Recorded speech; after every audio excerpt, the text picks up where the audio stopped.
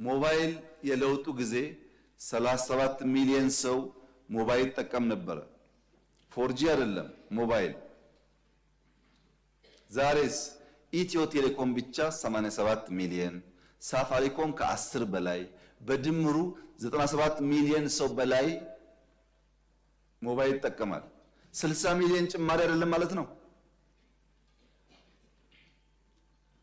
60 ሚሊዮን ትልቅ ጭማሪ ነው። በቂ ነው አይደለም። እያንዳንዱ ኢትዮጵያዊ 100% ማድረስ አለብን። ለውጡና እድገቱ ግን የሚጨበጥ የሚታይ ስለሆነ እኔ ስንቀሳቀስ በየክልሉ ከሚገርመኝ ነገር አንዱ ትልቅ ትንሽ የሚይዘው ስልክ ነው። ስልክ ብቻ ግን አይደለም። 5G አሁን ኢትዮጵያ ውስጥ 28 ከተሞች 5G ገብቶላቸዋል። 3 ገደማ ኮሚሽን የተደረጉ ነው። በቅርቡ 30 ከተሞች ይደርሳል።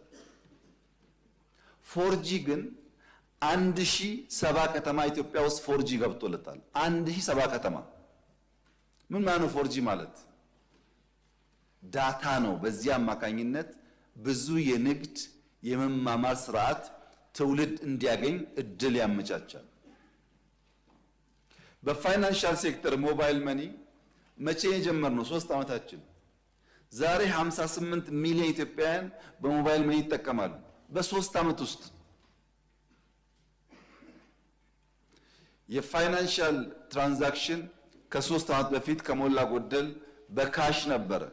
ከሞላ ጎደል ሞባይል መኒ ከጀመርን በኋላ ባለፉት 3 ዓመታት በተሰራው ስራ አሁን የቨርቹዋል ትራንዛክሽን ከካሽ በልጧል።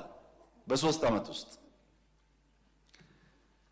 ኢትዮጵያ ከካሽ ወደ ሞባይል ዋሌት እያደገች ያለችበት ሂደት ሊፕፍሮግ ነው፣ ዝላይ ነው። ይሄ የፖሊሲ ውጤት ነው።